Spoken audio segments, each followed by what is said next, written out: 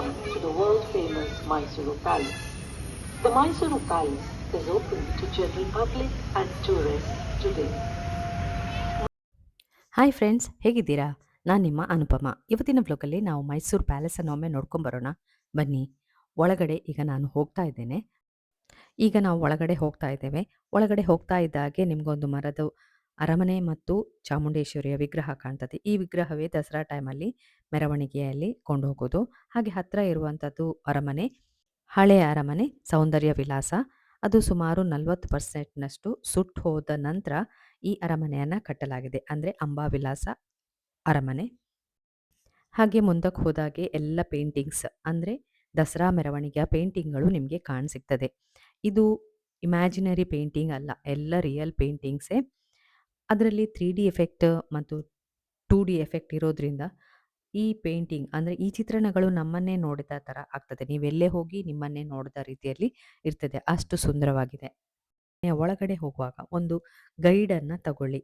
ಅವರು ಎಲ್ಲವನ್ನ ಬಿಡಿಸಿ ಹೇಳ್ತಾರೆ. ಅಂದರೆ ಇತಿಹಾಸದ ಬಗ್ಗೆ ವಿವರಣೆಯನ್ನು ಕೊಡ್ತಾರೆ. ನಾವು ಹೋದರೆ ಸೀದಾ ನೋಡ್ತಾ ಹೋಗ್ತಾ ಇರ್ತೇವೆ. ಹಾಗೆ ಇಲ್ಲಿ ನೋಡಿ, ಇದು ರಾಜ ಕುಟುಂಬಸ್ಥರ ಫೋಟೋಗಳು.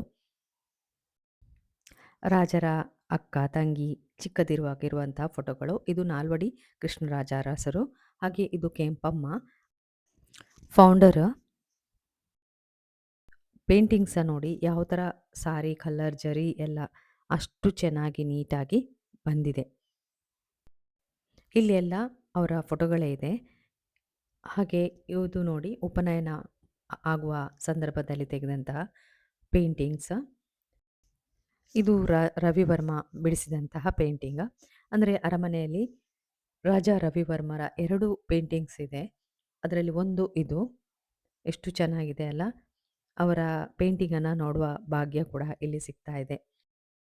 ಹಾಗೆ ಮುಂದೆ ಹೋಗ್ತಾ ಇದ್ದಾಗೆ ನೋಡಿ, ಈ ಬಾಕ್ಸಸ್ ಎಲ್ಲ ಕಾಣ್ತಾ ಇದೆ ಅಲ್ಲ, ಇದೆಲ್ಲ ರಾಜರಿಗೆ ಗಿಫ್ಟೆಡ್ ಇನ್ವಿಟೇಷನ್ ಬಾಕ್ಸಸ್. ಮೊದಲು ಇನ್ವಿಟೇಷನ್ ಈ ಥರ ಕೊಡ್ತಾ ಇದ್ರು ಅಂತ. ಹಾಗೆ ಕೆಳಗಡೆ ನೀವು ಕಾಡೆಮ್ಮೆಯ ಪಾದವನ್ನು ಕೂಡ ಅಲ್ಲಿ ನೋಡ್ಬೋದು. ಎಲ್ಲ ಪೇಂಟಿಂಗ್ಸ್ ನೋಡಿ, ಈ ಪೇಂಟಿಂಗ್ಸ್ ಎಲ್ಲ 3D ಎಫೆಕ್ಟನ್ನು ಕೊಡ್ತಾ ಇದೆ. ಹಾಗೆ ಬಾಗಿಲುಗಳೆಲ್ಲ ಟೀಕುಡ್ಡೆ. ಇಲ್ಲಿ ಕಾಣ್ತಾ ಇರೋದು ಅಷ್ಟಕೋನಾಕೃತಿಯ ಮಂಟಪ. ಹಾಗೆ ಕಂಬಗಳೆಲ್ಲ ಕಬ್ಬಿಣದ ಕಂಬಗಳು. ಇಲ್ಲಿ ಕುಸ್ತಿ ಆಗ್ತಾ ಇತ್ತು ಅಂತೆ. ಅಂದರೆ ದಸರಾ ಟೈಮಲ್ಲಿ ಕುಸ್ತಿ ಕಾಂಪಿಟೇಷನ್ನೆಲ್ಲ ಇಲ್ಲಿ ಇಡ್ತಾರಂತೆ. ಹಾಗೆ 2 ಜಾಗ್ವಾರ್ ನೀವು ನೋಡ್ತಾ ಇರ್ಬೋದು. ಬ್ರಾಸ್ ಇದು ಸ್ಕಾಟ್ಲ್ಯಾಂಡಿಂದ ತಗೊಂಬಂದದ್ದು. ಮೇಲ್ಗಡೆ ಎಷ್ಟು ಚೆನ್ನಾಗಿದೆ ಅಲ್ಲ. ಎಲ್ಲ ಟೀಕುಡ್ಡಿಂದ ಮಾಡಲಾಗಿದೆ. ಇಲ್ಲಿ ನೋಡಿ ಡ್ರೆಸ್ಸಿಂಗ್ ಟೇಬಲ್ ಇದೆ. ಅದಕ್ಕೆ ಆನೆಯ ದಂತದ ಕವರ್ ಕೂಡ ಇದೆ. ಹತ್ತಿರದಲ್ಲಿ 2 ಚೇರ್ ಕೂಡ ಈಗ ಇಟ್ಟಿದ್ದಾರೆ. ಇದು ಬ್ರಿಟಿಷರು ಉಪಯೋಗಿಸುವಂತಹ ಕನ್ನಡಿ ಕೂಡ. ಹಾಗೆ ಮುಂದಕ್ಕೆ ಹೋದಾಗ ನೋಡಿ, ನಾಲ್ವಡಿ ಕೃಷ್ಣರಾಜ ಒಡೆಯರ ಪ್ರತಿಮೆ ಕೂಡ ಅಲ್ಲಿದೆ. ಇದು ಅರಮನೆಯ ಪ್ರಮುಖ ಆಕರ್ಷಣೆ. 42 ಕಂಬಗಳನ್ನು ಹೊಂದಿದೆ ನೋಡಿ. ಇಲ್ಲಿ ಖಾಸಗಿ ದರ್ಬಾರ್ ನಡೀತದೆ. ರಾಜರು ಕೂತಿರ್ತಾರೆ. ಹಾಗೆ ಮೇಲಕ್ಕೆ ಹೋದಾಗ ನೋಡಿ, ಗ್ಯಾಲರಿ ಕೂಡ ಇದೆ ಅಲ್ಲಿ.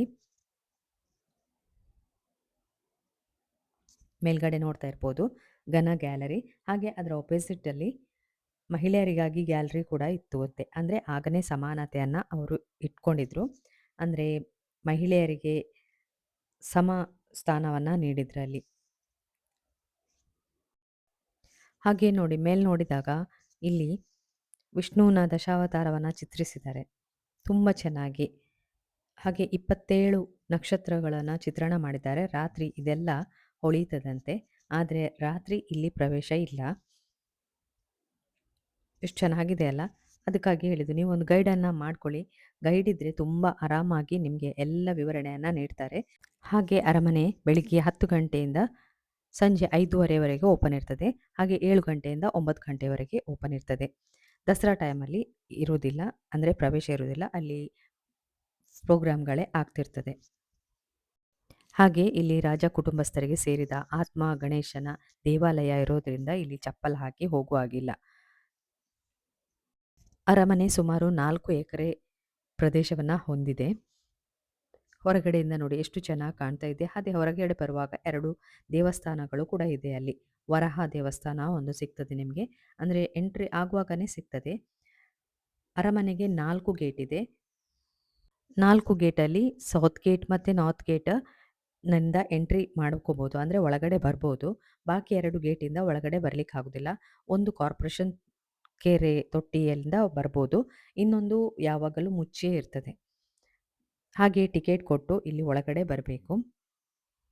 ವಿಶ್ವದಲ್ಲಿ ಅತಿ ಹೆಚ್ಚು ಪ್ರವಾಸಿಗರು ಬರುವಂತಹ ಒಂದು ಸ್ಮಾರಕ ಇದು. 1897ರಲ್ಲಿ 40% ಅಂದರೆ 40 ಭಾಗದಷ್ಟು ಸುಟ್ಟು ಹೋದ ಕಾರಣಕ್ಕಾಗಿ ಬಾಕಿಯ ಅರಮನೆಯನ್ನು ಸ್ವಲ್ಪ ಡಿಮಾಲಿಷ್ ಮಾಡಿ 1897ರಿಂದ 1912ರವರೆಗೆ ಈ ಅರಮನೆಯನ್ನು ಕಟ್ಟಲಾಗಿದೆ. ಅಂದರೆ 15 ವರ್ಷ ತಗಲಿದೆ ಈ ಅರಮನೆ ಕಟ್ಟಲಿಕ್ಕೆ. ಈ ಅರಮನೆಯ ವಿನ್ಯಾಸವನ್ನು ಮುಖ್ಯವಾಗಿ ಹೆನ್ರಿ ಇರ್ವಿನ್ ಮಾಡಿದರು. ಅಂದರೆ ವಿನ್ಯಾಸಕಾರರಾಗಿದ್ದರು ಅವರು, ಬ್ರಿಟಿಷರು. 49 ಲಕ್ಷ ರೂಪಾಯಿಯಲ್ಲಿ ಈ ಅರಮನೆಯನ್ನು ಕಟ್ಟಲಾಗಿದೆ. 120 ವರ್ಷಗಳ ಹಿಂದೆ ಇದು. ಹಾಗೆ ಭಾರತದ 2ನೇ ಅತಿ ದೊಡ್ಡ ಪ್ರವಾಸಿಗರು ಬರುವಂತಹ ಸ್ಮಾರಕ ಇದು. ನಾಲ್ವಡಿ ಕೃಷ್ಣರಾಜ ಒಡೆಯರ್ ಅವರ ಆಳ್ವಿಕೆಯಲ್ಲಿ ಇದನ್ನು ಕಟ್ಟಲಾಗಿದೆ. ಈ ವ್ಲಾಗನ್ನು ನೋಡಿದ್ರಲ್ಲ, ಏನನ್ಸಿತ್ತು ಅಂತ ಕಮೆಂಟ್ ಬಾಕ್ಸಲ್ಲಿ ಹಾಕಿ. ಹಾಗೆ ನನ್ನ ಚಾನಲನ್ನು ಹೊಸದಾಗಿ ನೋಡ್ತಾ ಇರೋರು ಪ್ಲೀಸ್ ಸಬ್ಸ್ಕ್ರೈಬ್ ಮಾಡಿ. ಈ ವ್ಲಾಗನ್ನು ನಾನು ಇಲ್ಲಿಗೆ ಮುಗಿಸ್ತಾ ಇದ್ದೇನೆ. ಇನ್ನು ನಿಮಗೆ ಹೊಸ ವ್ಲಾಗ್ನೊಂದಿಗೆ ಸಿಗ್ತೇನೆ. ಪುರ್ಸೊತ್ತು ಮಾಡಿ ನೀವು ಮೈಸೂರಿಗೆ ಹೋದರೆ ಅರಮನೆಯನ್ನು ನೋಡಲಿಕ್ಕೆ ಮಾತ್ರ ಮರಿಬೇಡಿ. Thank you.